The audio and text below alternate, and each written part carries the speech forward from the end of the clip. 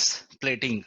Electroless plating is the deposition of a metal ion from metal salt solution on catalytically active surface of the object by controlled reduction of metal ions by suitable reducing agent without using electrical energy. Now, the metal ions which are present in the metal salt solution, by taking the electrons from the reducing agent, they are deposited as metal atoms on the catalytically active surface of the object. That process is called electroless plating. Now, what are the advantages of electroless plating over electroplating? In electroless plating, electric power is not required. Hence, the components required for electric power supply like wire, plug, switch, they are also not required. In electroplating process, we can do plating only on the surface of the conductors. Semiconductors and insulators, they cannot be plated in electroplating process. But in electroless plating, we can do plating on the surface of the semiconductors and insulators like plastic. Electroless plating has good throwing power. Throwing power means it is the ability of the plating bath to produce a uniform deposit on the surface of the object. The throwing power of electroless plating is higher than electroplating bath, and this electroless plating can be used to coat on the surface of irregularly shaped objects. If the object is spherical in shape or any other pentagon in shape, we can do plating by electroless plating, but we cannot do by electroplating process. In electroplating process, the object should have definite shape. The coating obtained by electroless plating is harder than electroplating, and the coatings which are formed by electroless plating have unique chemical, mechanical, and magnetic properties. In the case of electroless plating, to have a uniform deposition on the surface of the object, levelers are used, but in electroless plating, such levelers are not required. Electroless plating of nickel. Before we carry out electroless plating, the surface of the object should be made catalytically active. It is called preparation of catalytically active surface. Metals like aluminum, iron, copper, and brass can be directly used for plating since the surface of these conducting materials is autocatalytic in nature.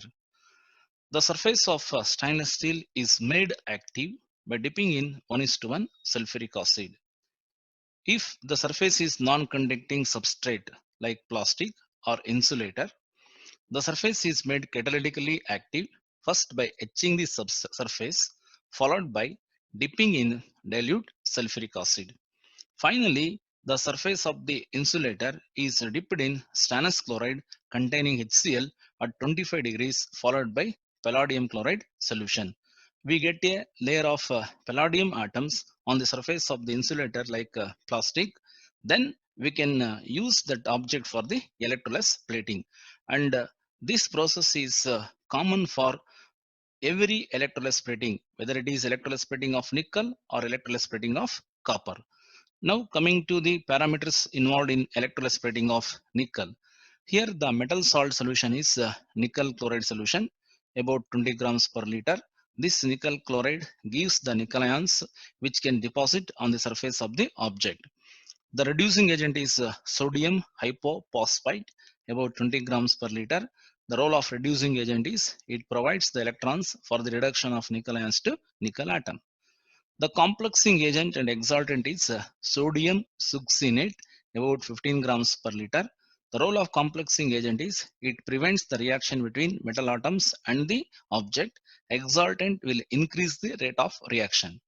The buffer used is sodium acetate about 10 grams per liter. It will maintain a pH of 4.5. Temperature is 93 degrees. The reactions taking place at the anode and cathode is at anode, sodium hypophosphite is oxidized to sodium hypophosphate. The oxygen atom of H2O is added to O minus 2 and it is changed to O minus 3. And H2 undergoes dissociation to 2H plus and 2 electrons. The electrons released at the anode are taken by the nickel ions and they are reduced to nickel atom on the surface of the object. So we can see in the diagram. So this is the object. On the surface of this object, we are doing the electrolysis plating of nickel. And this is the plating bath where we have taken the nickel chloride solution, the reducing agent, buffer, all reagents are taken in this solution. So by maintaining the temperature, we can do electrolysis spreading on the surface of this object. And here battery is not required because the electrons are provided by the reducing agent. There is no separate anode and cathode. Some of the applications of the electrolysis spreading of nickel are: it is used in automobiles to coat on the inner wall of piston plug, compressors, pumps and pipes of exhaust unit. So we can see here, these are the some of the components used in the automobiles. So they are not in a definite shape, they are irregular in shape. So to coat on these irregularly shaped objects, we have to go only for electrolysis spreading, and here we have done electrolysis spreading of nickel on the surface of these objects. Even inside these holes, the electrolysis spreading of nickel is carried out, and they are used for coating on the inner walls of the caps used for closing the perfume bottles. The perfume bottle should be airtight, otherwise the smell will come out. So to coat on the inner walls of those caps used in perfume bottles, electrolysis plating of nickel is carried out to make the surface non-magnetic. And these materials which are non-magnetic, they find application in electronic devices. So these are the some of the applications of electrolysis spreading of nickel. Electrolysis spreading of copper.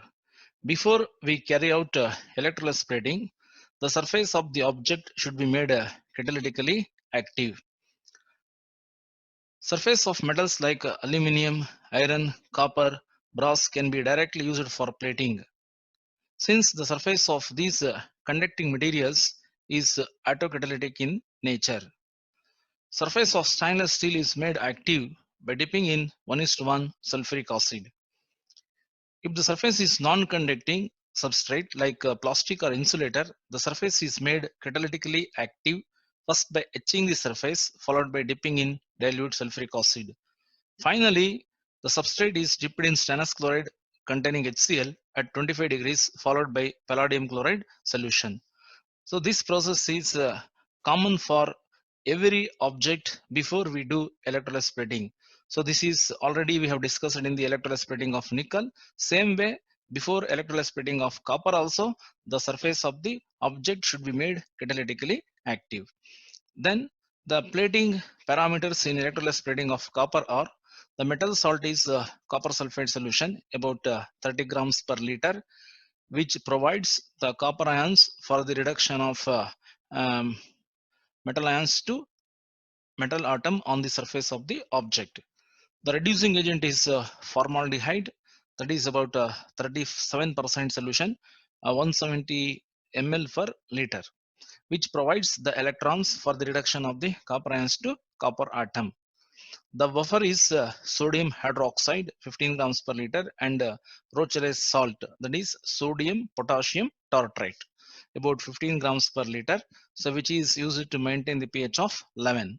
The complexing agent and exaltant is EDTA, which prevents the reaction between the metal atoms and the object.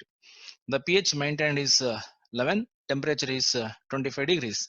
Under these conditions, the formaldehyde takes the hydroxyl ions from the NaOH and it is oxidized to formate ion, producing the water, hydrogen and releasing the electrons.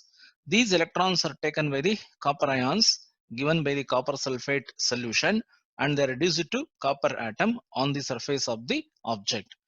And the main application of electrolysis splitting of copper is they are used in making printed circuit boards.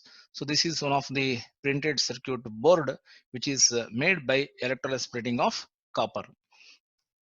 Difference between electroplating and electrolysis plating. First, driving force.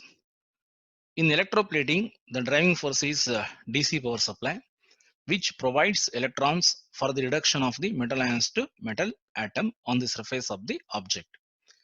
In electrolysis plating, the driving force is autocatalytic redox reaction. The reducing agent provides the electrons for the metal ions to get reduced to metal atom on the surface of the object.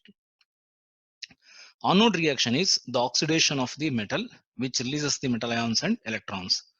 In electrolysis plating, the anode reaction is the reducing agent is oxidized to oxidized product and releases the electron. The cathode reaction is in both electroplating and electrolysis plating. It is the reduction of the metal ions to metal atom on the surface of the object. In electroplating process, a separate anode is required. In electrolysis plating, separate anode is not required. Cathode is in electroplating is the article to be plated which is subjected to pre-treatment. In electrolysis plating, the article to be plated is the surface of which has undergone a catalytic activation. The anode reactant in electroplating is metal or water, and in electrolysis plating it is a reducing agent. The purity is high in electroplating, and a small amount of impurities may be observed in electrolysis plating. Electroplating can be carried out only on the surface of conductors, and electrolysis plating can be done on both conductors and insulators. So these are the main differences between electroplating and electrolysis plating.